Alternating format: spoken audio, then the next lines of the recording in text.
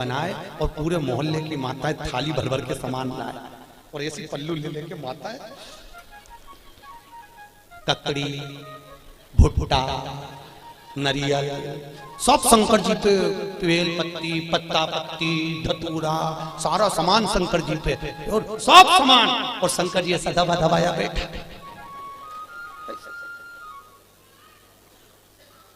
पार्वती जी बोली हटाऊं क्या? शंकर जी बोले धरे रहने दे, अब तो सुबह 4 बजे हटेगा। और ये पूरी रात भजन गाती फिरे तांबा का हंडा तातो धरो पानी। शंकर जी बोले रहने दे, सुबह से लेकर शाम तक में 25 बार नहा दी बैठ।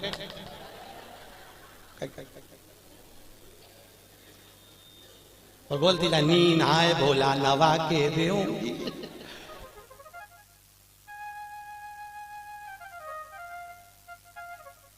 इससे ज्यादा आनंद आवे तो कावड़ यात्रा में तुम देखना, और ऐसी भीड़ और लोग कावड़ ले लेके और भगवान पे जो गंगा जल फेंके। जो यहाँ की कावड़ तो हमने नहीं देखी कि यहाँ पर पानी कैसे चढ़ाने देते हैं, पर काशी में तो ऐसी भीड़ आती है और गंगा जली ले लेके पानी भगवान शंकर पे फेंकते हैं। और कहीं कहीं का तो गंगा जली और पार्वती जी माँ पीछे कांच में बैठी और बैठी बैठी के भोलेनाथ जी क्या स्थिति है। शंकर भगवान बोले आन दो, अपन तो बैठे।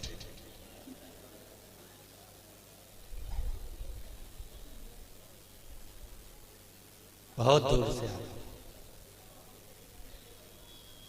बहुत और आनंद इतना रहे ना। हरतालिका तीज के दिन माता सुबह से लेकर 12:30 बजे तक बहुत अच्छी दिखती है। सुबह से दोपहर के 12:30 बजे तक, 12:30 के बाद तो पलंग पे मिलती पट्टा बांध के। फिर 4 बजे उठती, फिर जाके नहा के बाल, तो भी मुंह पे स्माइल बिल्कुल नहीं रहे बेचारी, ऐसी रहे जैसे मरी हत्या। और फिर भी फोन लगा के पूछते थे चाची जी पंडित जी कितनी बजे आएगा, पंडित जी कितनी बजे आएगा। और पहली पूजन पे चाय पी गई। पहली पूजन के बाद हमने पूछा माता जी इसमें तो लिखा है कि दूध पिए तो बिल्ली बने, सोए तो अजगरी बने, बोले तो मेंढकी बने, तो तू तो चाय पी रही, किताब में चाय का नहीं लिखा। हमने फिर डबल से पढ़ी हरतालिका तीज की किताब, तो हमने देखा वास्तव में हमें चाय का नहीं था। माता इतनी चतुर, जो चीज का नहीं लिखे वो निपटा जा रहा है। इसलिए किताब छापने वाले ने भी अच्छा करा, सब चीज लिख दी। सोए तो ऐसा, दूध पिए तो ऐसा, बेचारे को नहीं मालूम होगा कि चाय भी चलेगी, तो वो भी लिख देता। महाराज शिव करुणा सागर, उसके बराबर दुनिया में कोई करुणा नहीं कर सकता। राम जी की सेवा में तो ये भी चाहिए वो भी चाहिए, और कृष्ण की सेवा में भी ये चाहिए वो चाहिए, और शंकर की सेवा में तो पानी चढ़ाओ तो ठीक है, नहीं चढ़ाओ तो ठीक है, नहीं तो यहाँ तो शास्त्र कह रहा है मुझे कुछ भी प्रिय नहीं है। शिव कहते हैं मुझे केवल एक प्रिय है और वो सत्य प्रिय है, इसलिए सत्यम शिवम सुंदरम, मुझे सत्य प्रिय है। इसलिए जो मर जाता है उसको तोप के ले जाते हैं, तो चिल्ला चिल्ला के जाते हैं राम नाम सत्य। दुनिया के लोग इसलिए चिल्ला के ले जाते हैं कि इसको स्वीकार कर लेना, इसी ने सत्य बोला है, हम तो यूं ही झूठे ला। हमारा काम तो इकट्ठा करके तुम्हारे यहाँ छोड़ना। असत्य नाम है, सत्यमय जीवन को जियो। यहाँ पर इंदौर से माताएं कथा सुनने आ रही हैं। कल उनके मिस्टर से मैंने उनके बेटे से बात करी थी। आप क्या पेशा है, आपका सर्विस क्या है? कहीं इंदौर कोर्ट में हम वकील हैं, ठीक है। तो पर गुरुजी 4 महीने से कथा, हमने कोर्ट की नौकरी छोड़ दी, हमने वकालत छोड़ दी। हमने पूछा क्यों? शिव महापुराण की कथा में आप बोलते हो कि सत्यमय जीवन जियो और वकील बन जाते हैं, तो इतना झूठ बोलना पड़ता है, इतना झूठ बोलना पड़ता है, परिवार चलाना पड़ता है। आज भी वो माताएं आई हैं, आज भी वो भैया आया होगा कि नहीं आया होगा? आया, आज भी वो कथा में आया। कहे गुरुजी मैं दूसरी नौकरी कर लूंगा, पर झूठ बोलने की नौकरी नहीं चाहिए मुझे, क्योंकि मुझे जाना उसके पास में है, तो मुंह भी उसको दिखाना पड़ेगा। और अगर मेरी जिंदगी, और आपसे भी निवेदन है, तुम झूठ बोल रहे हो अपने परिवार को पालने के लिए चलेगा, पर थोड़ा सा सत्यमय जीवन जियो। हफ्ते भर में एक दिन ऐसा बनाना जिंदगी में कि आज मैं दिन भर झूठ नहीं बोलूंगा, चाहे मोबाइल हो चाहे परिवार हो, बिगड़े काम बिगड़ जाए, पर झूठ नहीं बोलूंगा। अपने जीवन को आज मैं सत्यमय जीवन। केवल सत्यनारायण की कथा कराने से, शंकर पे पानी चढ़ाने से शंकर नहीं मिलेगा भाई। थोड़ा जीवन को सत्य में जीना पड़ेगा। बहुत जीवन को तुमसे नहीं बनता, स्पष्ट कह दो, मेरे से ये काम नहीं बनता। बनता तो करो, सत्यमय जीवन जियो, झूठ नहीं, झूठ नहीं। मेरे को आता ही नहीं, जो आता वो आया, सामने आया, जो चीज है वो सामने। सत्यमय जीवन जियो, बहुत अच्छा लगेगा आपको। आपकी जिंदगी में आप सुंदरता प्राप्त करें। सत्यम शिवम सुंदरम, अगर सत्य बोलोगे तो शिव मिलेगा, और शिव मिल गया तो जीवन सुंदर हो जाएगा। क्यों जीना सत्यता में, क्यों जीना सत्य? असत्य के चक्कर में एक गांव के पंडित जी मर गए, बहुत विद्वान कथाकार, बड़े विद्वान प्रखर, और मर गए तो नरक में चले गए। अब गांव के 2-4 लोग और मर के नरक में गए, तो नरक में गए तो पंडित जी मिल गए। तो गांव के लोगों ने कहा, पंडित जी तुम तो हमारे गांव के इतने विद्वान पंडित जी थे, तुम तो खूब पूजन पाठ करते थे, फिर नरक कैसे चले गए? पंडित जी बोले, ये मैं खुद नरक नहीं आया, पत्नी के चक्कर में आया। तो पत्नी ने कहा कि नरक भेज दिया तुमको? वो रोज तैयार होकर आके मुझसे पूछती थी मैं कैसी लग रही, तो मुझे रोज कहना पड़ता था तू बहुत जोरदार लग रही, भले वो बेकार दिखे पर कहना तो अच्छा। तो ये झूठ बोलने के चक्कर में तो माताओं से निवेदन है, आधे से ज्यादा पति तो तुम्हारे चक्कर में नरक जा रहे। जी जियो, तुम लोग पूछो ही मत करा करो कि मैं कैसी लग रही। और कहीं का पड़ गया एक आध माथा तो एक वो कहे ना, एक कहावत है ना, एक पति तैयार हो रहा था और पत्नी सज धज के, वो पति ऑफिस जा रहा जूता पहन के, और ये वहां आके खड़ी होगी, ए जी मैं कैसी लग रही, मैं कैसी लग रही? पति जूता बांध के जा रहा था ऑफिस, बेचारा बैग उठा के, फिर पूछा, बोला तो सही में कैसी लग रही? पति बोला ऐसी लग रही जैसे हरी घास में भैंस चल रही।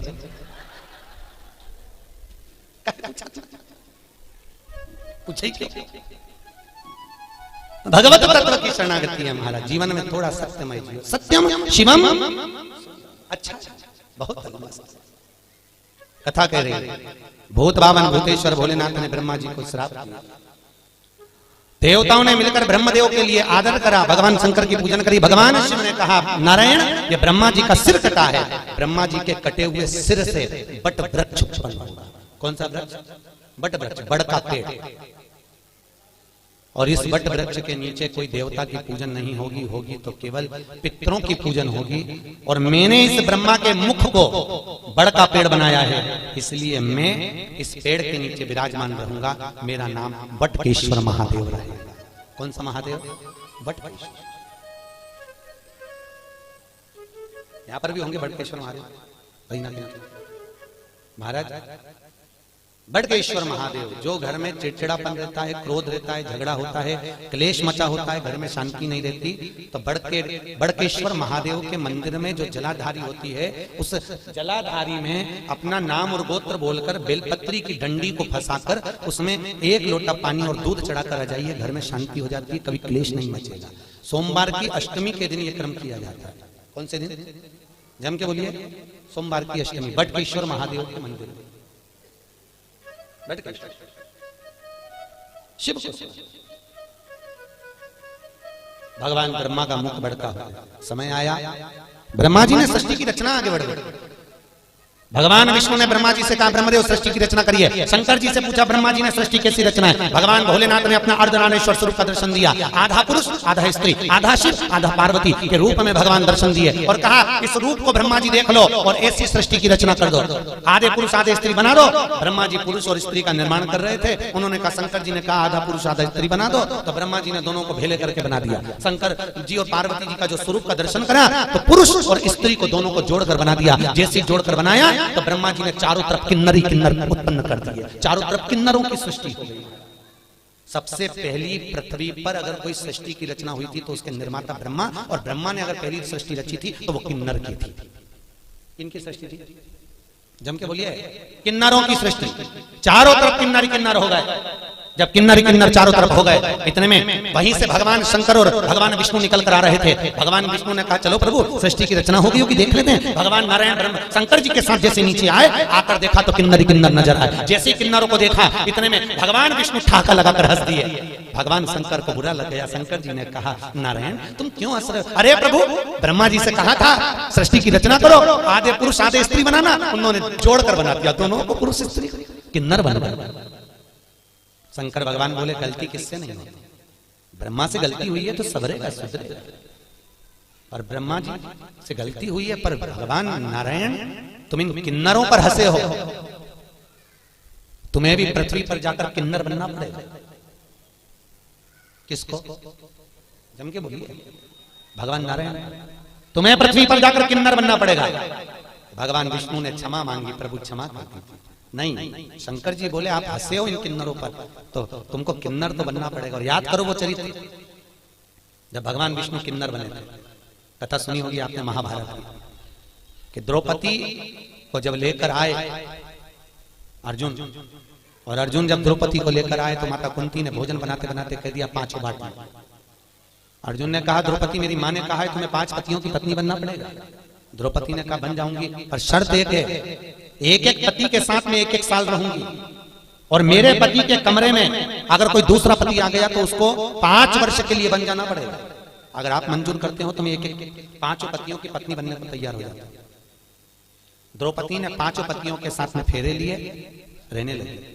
आज भीम के साथ में द्रौपदी रह रही थी, और भीम के साथ द्रौपदी रह रही, और इतने में अर्जुन के पास में एक ब्राह्मण आकर बोला अरे महाराज मेरे बच्चे को शेर उठा कर ले गया, बचाइए मेरे बच्चे को। और इतने में अर्जुन गया, मेरा गांडीव कहाँ है? गांडीव तो भीम के कमरे में था। और अर्जुन गया और भीम के कमरे से गांडीव लेकर आ गया, और लेकर आया, बच्चे को बचा लिया। पर द्रौपदी हाथ जोड़कर खड़ी हो गई, तुम्हें 5 साल के लिए बन जाना पड़ेगा।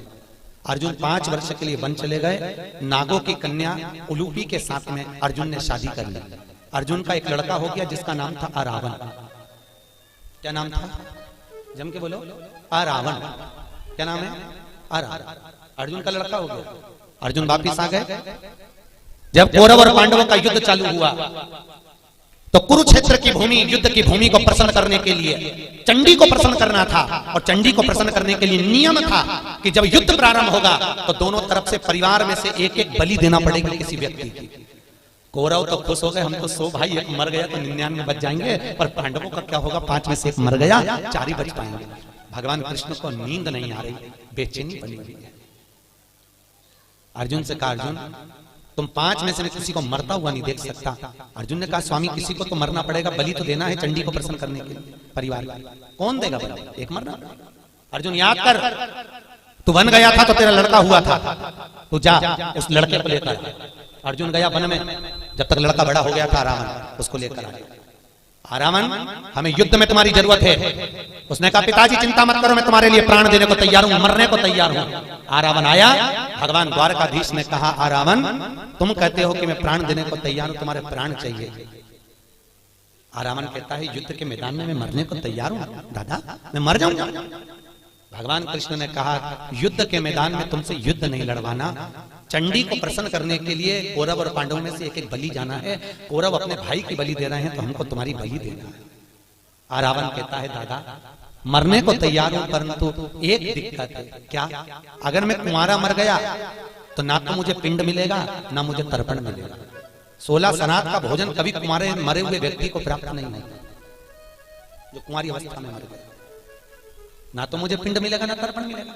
मैं आहूत बन जाऊंगा, मैं वासुक बन जाऊंगा, मैं फिरता फिरूंगा प्रेत योनि में, मेरी मुक्ति नहीं होगी। एक काम करिए मेरी शादी कर दो, फिर मैं मर जाऊंगा। भगवान ने कहा अर्जुन देखो कल इसकी बलि चढ़ना है और एक रात के लिए इसकी शादी करना है, जल्दी लड़की ढूंढो। पूरे हस्तिनापुर में लड़की ढूंढी पर लड़की नहीं मिली।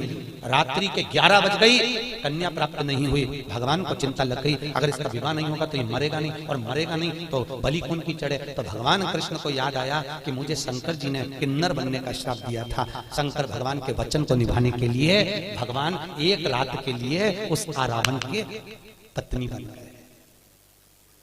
आज भी किन्नरों की शादी होती है एक घड़े से, एक रात का विवाह होता है उनका। उस घड़े का नाम रहता है रावण। क्या नाम है?